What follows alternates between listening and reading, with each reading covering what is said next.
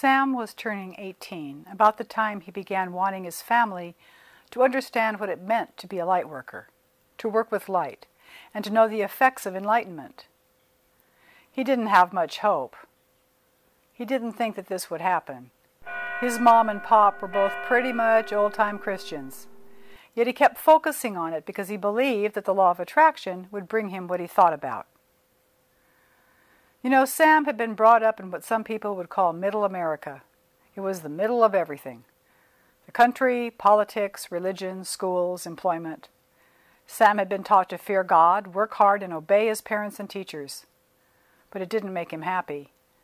So he spent his nights reading books on spirituality, Zen, Buddhism, anything he could get his hands on that talked about consciousness and enlightenment.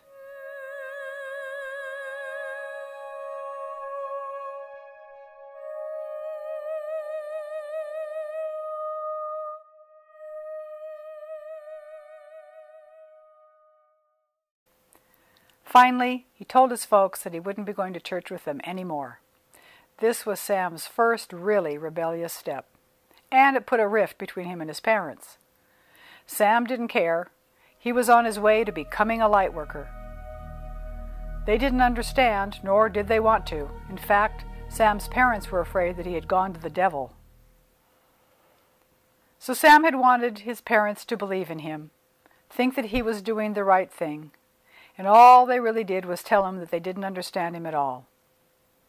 Eventually, Sam moved away and went to work on an organic farm near another city. Sometimes he came home to visit his parents, but he didn't do it very often because he knew what to expect. Derision, fear, ridicule. It wasn't that his mom and pop actually said anything. It was more what they didn't say. They'd ask God to bless their food rather than knowing that they were God, like Sam knew. And they would kneel down to pray to their Father at night, as though God was a special being somewhere out there answering their prayers. Sam knew this wasn't true. Sam knew that all people are source, and he wanted his parents to believe that too. It was just too hard to go home. It was too hard to listen to something he knew wasn't true, so he stayed away. When he did go for a visit, he made it short, and usually kept his mouth really shut. He just sent them light, because after all, he was a light worker. Eventually, Sam found a girlfriend of like mind. They meditated together, planted and harvested organic food, lived in an intentional community where other people lived and believed just like they did, perfect life.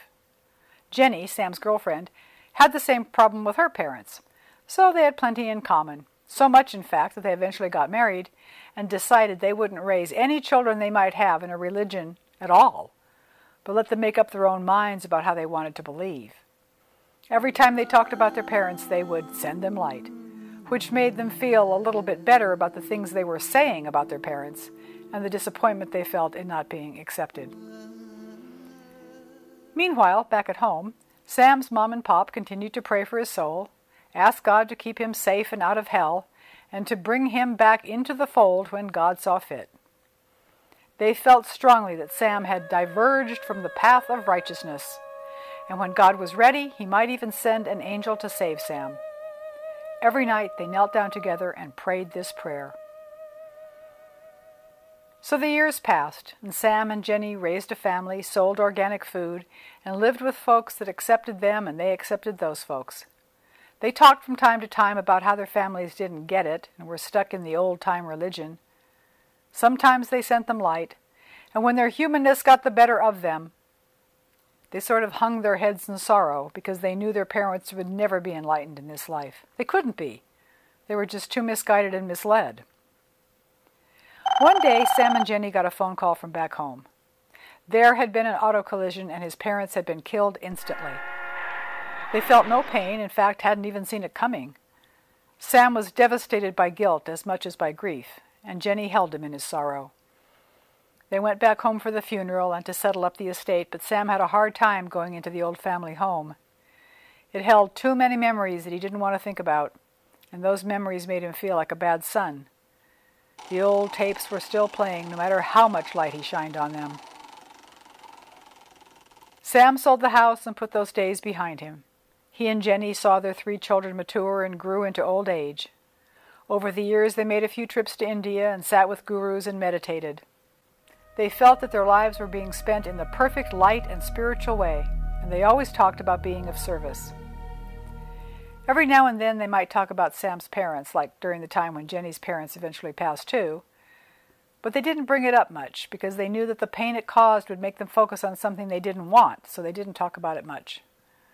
Meanwhile, this aspect of Sam's life simply sat in his heart unresolved. So one day, when Sam was out pulling weeds, he felt a sharp pain in his chest and he fell, doubled over. His heart really hurt now. Jenny took him inside, where she had just enough time to tell Sam goodbye. His heart had attacked him, and now it was Sam's turn to leave his body. "I'll be right behind you, honey," Jenny said tearfully. Sam had some pretty firm ideas about what would happen when he died. He was positive that he would enter into a realm of light and be filled with bliss. Well, maybe later. But for right now, he was in for a surprise. The first thing that happened when Sam slipped out of his physical body was the appearance of his mom and pop, except they looked really different. Well, maybe looked isn't the right word. Perhaps felt. Well, that doesn't work either. Okay, they were different, that's better, more a state of being, and they were conversing with him easily. "Sam, welcome! Good to see you, son." Surprised? Where did you think we would be? Heaven? Sam was pretty astonished to see these 2 consciousnesses immersed within his own consciousness. "See, Sam? Everything you thought about us was only your own perception. You believed that if we didn't call ourselves Lightworkers and didn't agree with what you were believing, that we wouldn't make it here. Now you can see, son, it's impossible not to make it here. Everyone's enlightened. You don't have to make sure anyone knows about it. And it doesn't make any difference what we decide to believe while we're playing in Earth, because it's all about playing. You were real serious about wanting us to understand you. We did. But we had made an agreement with you before we all went physical to not let you hang around home and believe the way we believe so you could find your own way. That was what you wanted to experience." Suddenly, Sam got it.